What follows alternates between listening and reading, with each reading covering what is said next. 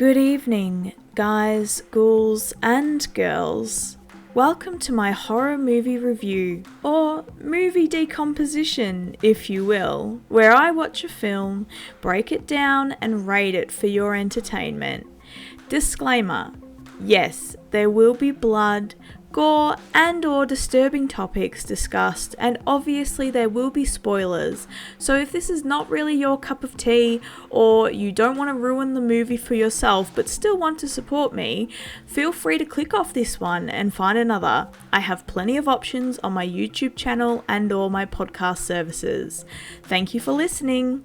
Stay spooky.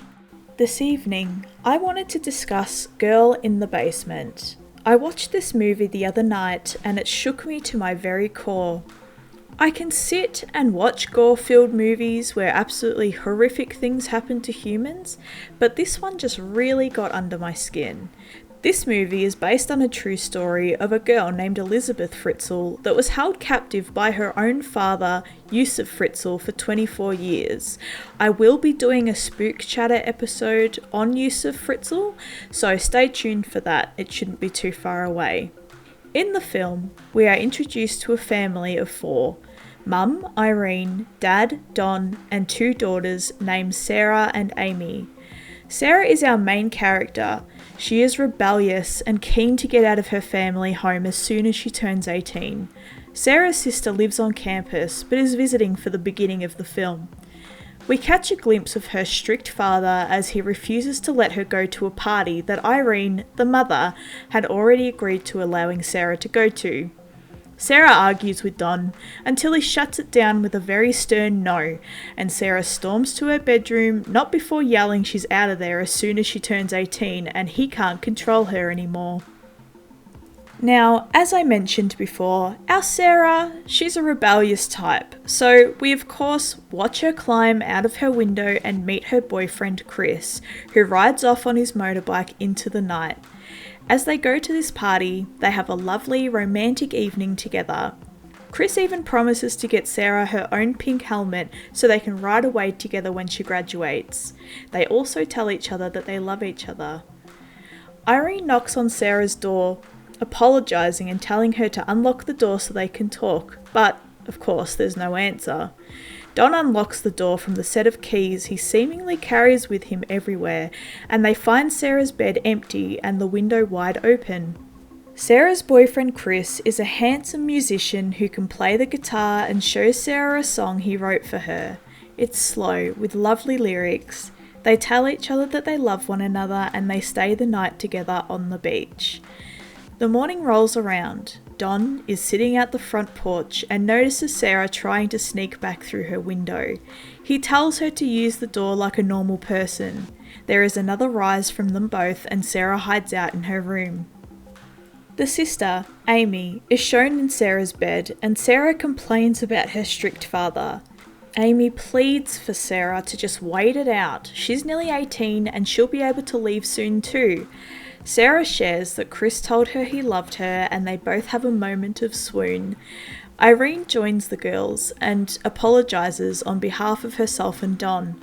Sarah tells Irene she will be leaving and will be travelling around the country when she turns 18, and though Irene is sad about her daughter wanting to leave, she joins in the excitement. However, little do they know that Don overhears their conversation and he is pissed. We watch as Don storms downstairs into the basement and he pushes the bookshelf to the left, which presents a second secret door that has a latch that Don unlocks, and he stands in the doorway with his arms crossed. The next few months pass and Sarah is 18, just graduated, and there is a subtle mention about Don and the lengthy time he has spent in the basement of late. Irene mentions that she will never go down there because Don says there's rats, but they are not sure what it is that he really does down there. Sarah is on the phone as her mother advises she is going to the shops, and the sister was not there at this point, leaving Don and Sarah the only two left at the house. This is where the film takes a turn for the worst, and I should have switched it off here. Don orders Sarah to get off the phone now and to help him with something. She does as she is told and follows Don into the house. He has her help him carry a large grey tub downstairs into the basement. I already knew where this was going before they dropped the box in its location. Sarah obliges and helps Don with the tub. They drop it down in front of a bookshelf in the basement. Don walks over to the bookshelf and he pushes it away from the wall, unveiling a hidden doorway. Sarah asks why that was there, and Don explains that the owners that before them built a bomb shelter and he's made some improvements. Don prompts Sarah to help carry the tub through up to the next door, and he types in a code in the keypad for the door. Sarah is hesitant to go in the room. Concrete walls, one stacked brick pillar, a dingy old sink and the classic yellow creepy light almost looks like the room from the first Saw film. As Sarah is looking around, Don asks her what she thinks, and I quote Sarah, "Well, it kinda sucks. There's no windows." Don smugly asks, "You don't like it?" as he backs up to the door. Sarah says, "Dad?" as she notices him retreating. He walks outside the door and adds, "That's too bad," as he shuts the heavy door behind him. Sarah walking quicker to the closing door, asking what he's doing a few times until the door completely slams shut. We now learn that the door and room are completely soundproof as Sarah bangs and yells on the door, and though we can see her face through a small square pane of glass, we cannot hear her. Sarah goes to the tub and opens it. She finds her own clothing, a carry bag, a torch, and other items that belong to her. She attempts different codes on the keypad in the room, but after 3 wrong attempts the lights go out. She yells for her mum, she yells for anyone. Don notices the sound is coming through a vent, but covers it up with a blanket. Sarah pleads for her dad to let her out, but to no avail. Don just struts back upstairs. A day passes, and Sarah is still at the door yelling. The second day rolls around, and Sarah tries the code on the door 3 times, and the power shuts off again. No lights, and the vent that is pushing in fresh air shuts off as well. The lights eventually come on after a while of waiting, and we witness Sarah picking up a tin can bin with used toilet paper, presumably what she has used to go to the toilet. Day 4 rolls around, and this is the day Don decides to drop in for a visit. Sarah faintly hears the first door slam, so she scrambles up off the hard, cold concrete floor and hides behind the brick pillar. The second door, with the code, swings open.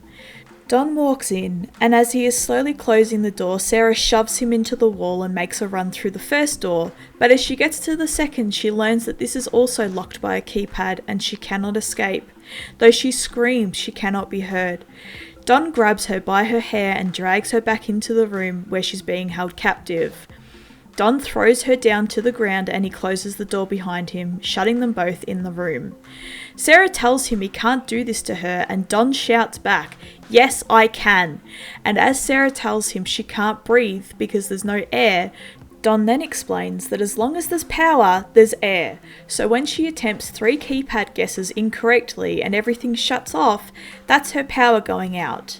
Don then yells that he changes the code every day. He then goes on a spiel about how life is a series of choices and actions, reactions, choices, consequences, and this seems to be the life motto that he lives by. He was upset that Sarah disrespected him, so he took the route called crazy instead of discipline, because this is not normal behaviour. Don then goes on to tell Sarah that she can have air, eat, and a number of other things when he says she can, asserting his dominance over her, and as he yells, "Do you understand?" a couple of times and doesn't get an answer from Sarah, he hits her in the face. She then slams her body up against the door and sexually assaults her. After this scene, we are shown the mother, Don, and the sister in the lounge room talking to a police officer.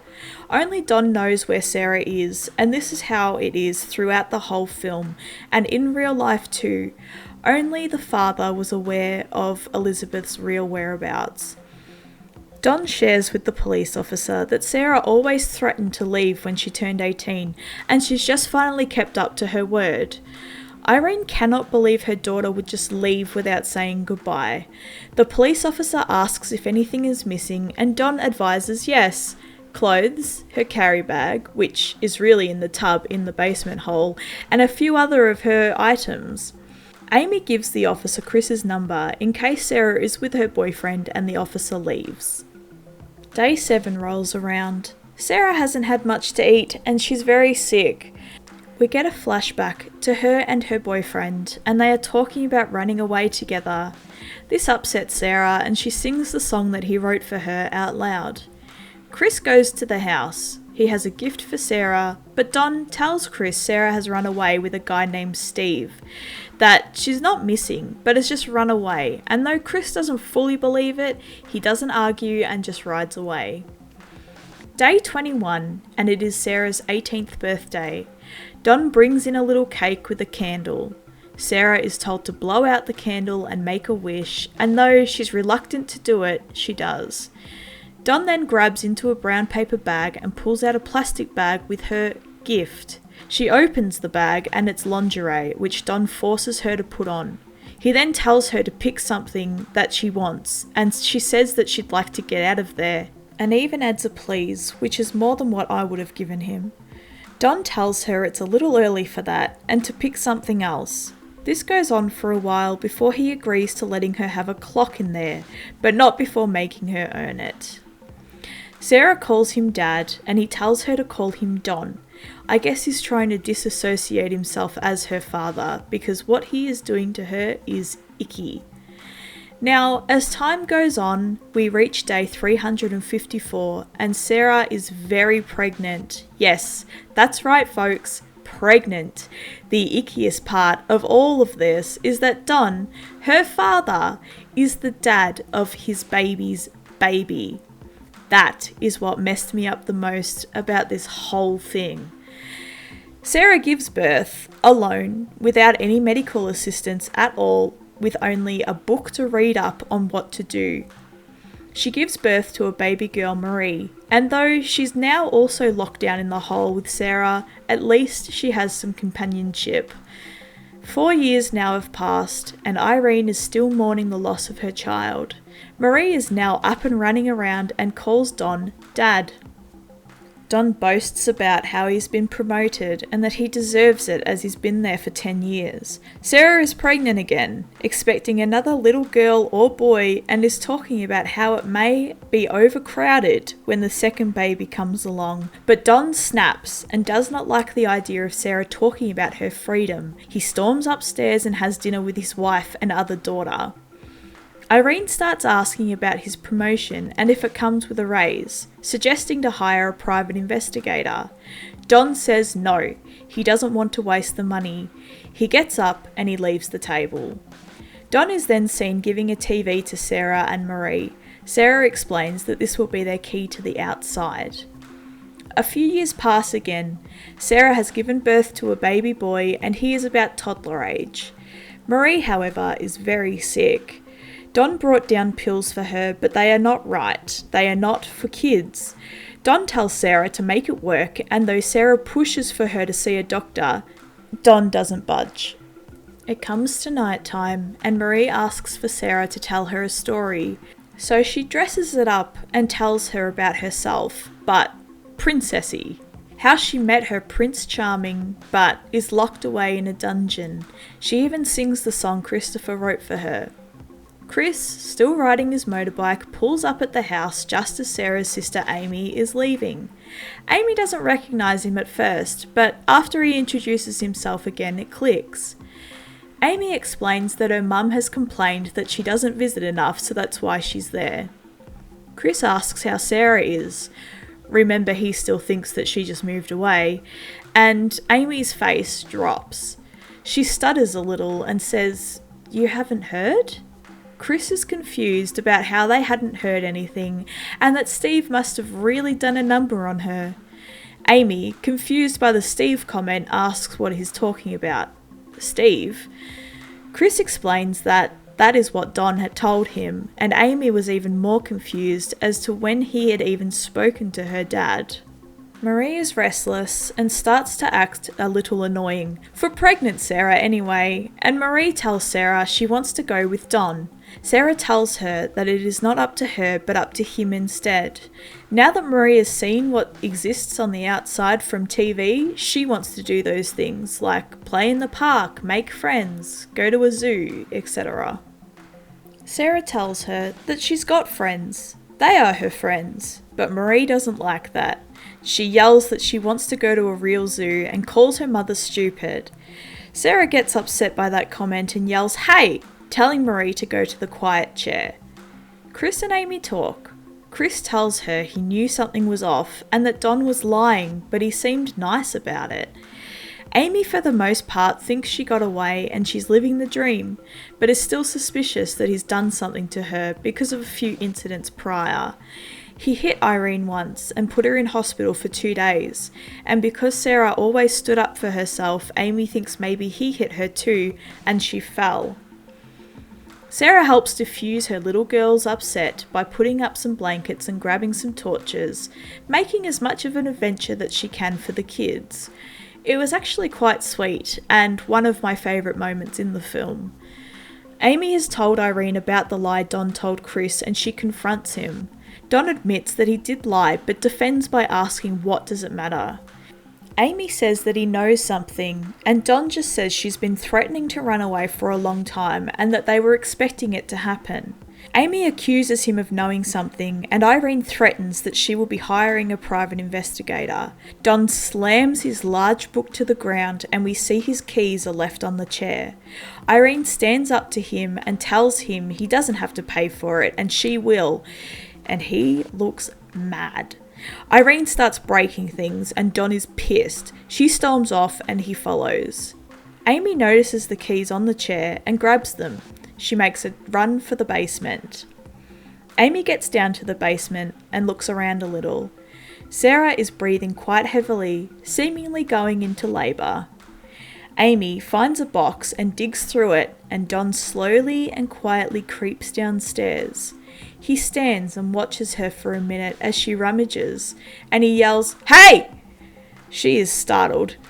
Don holds out his hand for the keys. He yells at Amy to get out. Sarah gives birth to another baby boy. She advises Don his name is Thomas. Sarah tells Don that it would be a good idea if he took him upstairs. She manages to convince him that there's not enough room down there. Don has bundled up Thomas and left him on the front porch. Irene answers the door to a crying baby. A note is left from Sarah telling her that she doesn't have the time or money to look after him. Irene picks him up and there's another note under him, but she doesn't notice it. Don, however, does, and it is a note telling Irene where she is. Don comes down and Sarah is confronted by the note. "I'm being held captive in the basement. Call the police." Don forces Sarah to put the red lingerie on. Marie made a little play about the fairy princess Sarah told her about, and then as we are shown the set, a time skip happens and an older Marie steps out from behind the curtain. This is year 14 now. Marie is grown up. Don has brought down some makeup and Marie has dolled herself up and he is giving off some super creepy vibes. Sarah tells her she is not wearing makeup and Don tells her to come closer. He looks at her and tells her she is very beautiful. Sarah does not like that and tells her to set the table. She tells Don that he is not to touch her, to please leave her alone. She hands the makeup back to him and tells him Marie doesn't need it and that she's just a kid. Don is angered by this and he turns off the power. Did I mention that Sarah is pregnant once again? This is the final time we see her pregnant in the film. Marie is upset. Sarah asks her what the matter is and Marie cries that she doesn't know anyone and she doesn't have any friends. What if she never meets anyone? What if she never meets a nice boy? Sarah tells her she is working on it and Marie asks how. Sarah tells her she has to be patient. Marie then asks how she met her daddy. Sarah tells her she's known him almost her whole life. Marie tells her when they get out of there, they should definitely get a divorce. Yeah, no shit. Year 17, Irene sits in Sarah's room as the rain starts coming down quite heavily outside. Sarah and Marie sit together and Marie notices dripping coming from above them. We catch a glimpse of Thomas all grown up as he sits with Irene. Sarah calls for her son, Michael, to help them as Sarah climbs on top of a dresser. She gets a better look and finds that she may be able to make the hole bigger. Michael gets Sarah a spoon and she starts digging at it, keeping in mind she is very pregnant. Rubble starts to fall from the roof as Sarah digs. She digs all through the night, rubble everywhere, but she is determined. She managed to make quite a hole. We see a man walking his dog in the evening, and Sarah has managed to catch his attention with a torch shining out of the hole she's made. The man knocks on the front door. Don answers the door, and the man explains there's a light flashing outside of his house and that it seemed like someone was trying to signal him. Don says goodnight and of course goes straight downstairs. Sarah moves slowly, so even though she heard the door, she has to be careful not to injure herself getting off the dresser. Don catches Sarah climbing off the dresser. He punches her in the face and she falls straight to the ground. He then starts kicking her in the stomach. He does this several times. He goes to punch her in the face again, but Marie tells him to stop. He gets up, pushes over a chair and leaves. Sarah is in pain and she's crying and she tells Marie something is wrong with her baby. She's bleeding and goes into a very painful labour. She's screaming from pain and then just cries. There's no sound from her baby. This was really hard to watch and I have to admit I teared up after this scene. Sarah sits at her kitchen table with a small bundle in front of her. Don enters and he notices it, realising the baby did not make it. He picks up the bundle and leaves Sarah as she cries. Don buries the baby. Sarah, distraught at the loss of her child, lays quietly on the floor. We're now up to year 18. We learn it is Michael's birthday as Don enters and throws a baseball mitt to him. Don approaches Sarah and asks what's for dinner. Sarah, holding her temples, obviously struggling, but tells Don that everything is fine and that she's just tired. Don asks her smugly, "What from? From working so hard?" And then shares that his job is laying people off and he'll be lucky to have a job by Christmas. Sarah asks how Thomas is and Don tells her he's doing great, that he is big and strong and he wants to play football next year in addition to baseball. Michael chimes into the conversation and states he'd like to play baseball too. Don tells him that he would be able to if his mother, referring to Sarah, behaves herself. Both Marie and Michael yell at Don, asking when will that be. Don says he doesn't know and it all depends on Sarah. Sarah apologises to them as she feels forced to. Then they both interrogate Sarah after Don has left and ask why she doesn't ask him if she can leave and that they barely get to speak to him. Sarah advises them that she is trying to protect them. Marie then tells Sarah it is her fault that they are there. Michael adds that she is the reason they are down there. Sarah tells them that he is the one that keeps them down there like animals, but Marie cuts her off and yells that she just wants to go outside. Both are yelling in Sarah's face and she is upset. She slams a plate on the floor and flips the table. She starts pushing everything off the top of a dresser and pushes that down too. The kids retreat. Sarah crumbles to the ground. She curls up in the fetal position and cries.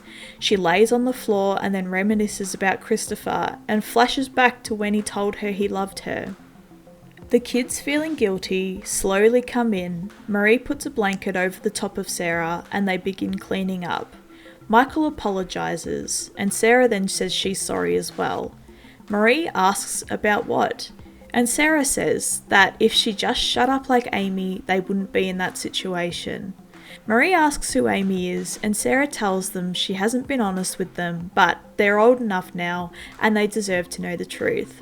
She asks them if they remember the story she used to tell them about the fairy princess. They nod, and she tells them the story is loosely based on her. She tells them that in the story, she's the fairy princess, and that her father cut off her wings. She asks them who they think Don is. Michael replies telling her that's Dad, your husband, and adds that he lives upstairs with Aunt Renee, who helps take care of Thomas. Sarah drops the bombshell that she grew up upstairs with her sister, Amy, and she had a mum and dad too, but her and her dad didn't get along. He was awful. She mentions Chris, that she was so in love with him and that they were going to run away when she turned 18, but it didn't happen because her dad tricked her and locked her down there. Michael asks when she met Dad. Sarah grabs both of her children's hands and tells them that Aunt Renee isn't her aunt and that she's her mum. Don is her husband and he's also Sarah's dad. Marie is crying. Sarah then adds, he's also your dad. Sarah asks if they understand what she's telling them. Michael, now also upset, says no, he doesn't understand. Marie goes into panic and she falls off her chair. She's having an asthma attack. Sarah tells her to breathe. Michael asks what is wrong with them, and Sarah raises her voice that it is not them, it's him, and it's always been him. She tells them that she loves them and that they mean everything to her. 19 years now have passed. Don enters with a small box of provisions. Sarah looks at it and then at Don, and he tells her he doesn't want to hear it. Sarah shakes her head and says it's not much here. He tells them to ration, and as Sarah is in his face, he tells her to back off. He sits down, tells Sarah she should take better care of herself because she looks like hell. Michael loses it. He yells at Don, telling him to shut up and not to talk to her like that. Don stands up and challenges him by asking, "Or what? What are you going to do? You're not going to do anything. You can't do anything." Don adds, "You know, Thomas is younger than you, but he's bigger than you. He's more man than you'll ever be." And that pissed Michael right off. He rams into Don and he starts swinging. Don pushes him away and Sarah catches him, trying to restrain him. Don leaves and turns off the power. Don has been let go from his job. He walks into the house with a box of his stuff and Irene yells, asking him where the money goes. Don tells her not to worry about it until he gets another job. He has received a foreclosure notice on the house. All the while, Sarah has taken the vent off the wall in another attempt to escape, but as she shines the torch, there's nothing there. Don feels helpless and trapped, so he conjures up a brilliant idea to gas his prisoners by carbon monoxide poisoning. He puts a hose in through the vent for the basement and the other end into the exhaust of his car, shuts the garage door and himself in the car and starts it up.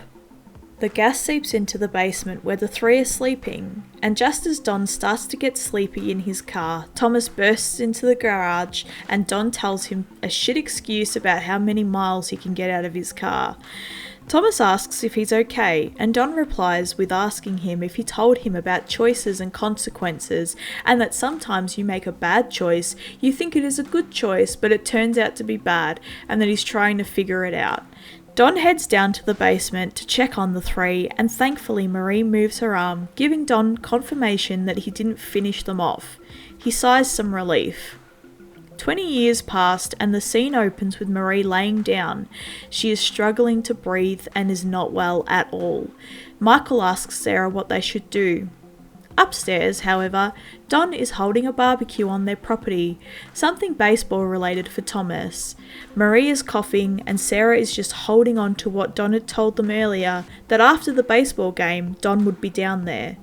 The baseball game was well over, but he's entertaining guests. Michael yells that Don should be there and Marie still struggles and getting considerably worse. It's nighttime now and Don finally comes down asking what the hell is going on. Sarah tells him she's just had an asthma attack and is barely breathing and that she needs to go to a doctor now. Don says nah, don't want to risk it, and Sarah retaliates with, "What, you hate us that much?" And Don responds with, "Well, maybe it's for the best." Marie cries. Sarah asks him if she loves Thomas, and Don says yes, he's a good kid. And Sarah says to him if he really cared about Thomas, he wouldn't let his sister die. Sarah pleads to him that she needs to go to a hospital now. Don says to her, "You will talk, I know you." And Sarah promises she won't and swears she won't say anything. Sarah is crying and she pleads, "Please, Dad, I just want to be with her, please." Don caves. He makes Michael stay and threatens if she talks that he'll die down there and no one will find him. They sneak through the house and Sarah takes a moment to take in her home. They get into the car and Don is driving. Sarah is in the back seat with Marie. He carries Marie into the hospital and they wheel her away. Marie is coding. Her heart rate flatlines and the doctors attempt to resuscitate her. They shock her a couple of times and she finally comes to. This part had me holding my breath. The two sit in the foyer and the nurse advises that she is in critical condition and that they haven't been able to gain any medical history from Marie. She pulls off a piece of paper from her clipboard and asks them to fill it in. She begins handing it to Sarah, but Don takes it off her. The nurse asks how often she has these attacks and Don responds that she's homeschooled, so they've been giving her home remedies. Sarah spaces out, relieved to be in the outside world, and sheds a tear. The nurse then adds that she hasn't been vaccinated, no shots, nothing. Don says everything has been fine up until now, so the nurse adds to just put down their contact info and the doctor will see them soon. Don begins to fill out the form. Sarah knows this is her chance to do something. She tells Don that she has to go to the bathroom, and Don firmly says no, knowing that Sarah will run. Don's phone beeps and he turns around to answer the text. Sarah slowly moves to the cup of water and knocks it over, spilling it all over the piece of paper. Don, annoyed, gets up and walks to the nurse's station to get another piece of paper. He tells her to stay right there. Stupid, stupid Don. Sarah gets up and swiftly walks down towards the nurse. Feels like forever as she goes towards her. The nurses turn away and starts walking, prompting Sarah to walk quicker. Don notices Sarah's attempt to escape, but he's too late. Sarah has managed to catch up to the nurse. She tells the nurse that she needs help and falls into a hug with her. Don knows it's too late, and as he attempts to walk away, the police officer intervenes. Sarah is so relieved. She's sitting with Marie as she comes to. She slightly panics, but Sarah tells her she is safe. She tells her they are in the hospital and that they got out. Marie asks where Dad is and Sarah tells her the police have arrested him and that he's going away for the rest of his life. Michael is taken to hospital. Irene's face says it all, that she's in pure shock and disbelief. She cries. 20 years has passed with one of her daughters. Imagine that torture and now knowing that she's been locked down in the same house all of this time and been sexually abused countless times by her own husband. Yuck.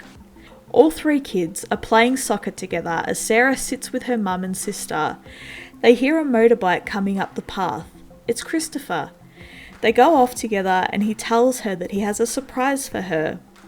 He gets sad and apologises and that he's been sorry for years. Sarah asks for what? Chris replies, for believing that BS story, not coming to find you. Sarah sighs and tells him that she thought about him every day for 20 years and that it's really good to see him. Chris tells her that it's really good to see her too. He hands the gift over to Sarah and she unwraps it. It's a sparkly pink bike helmet, just like he promised her 20 years ago. It even has her name written on the side of it. They get up, hand in hand, go to his bike and go for a ride. And that, my friends, is the end of the film. Would I watch it again? Definitely not. That shook me to my very core. It was a sad movie. Did I enjoy it? No, I did not enjoy it. I enjoyed little bits of it where there were happy parts. And to tell you the truth, I only really sat down and watched it because I was curious.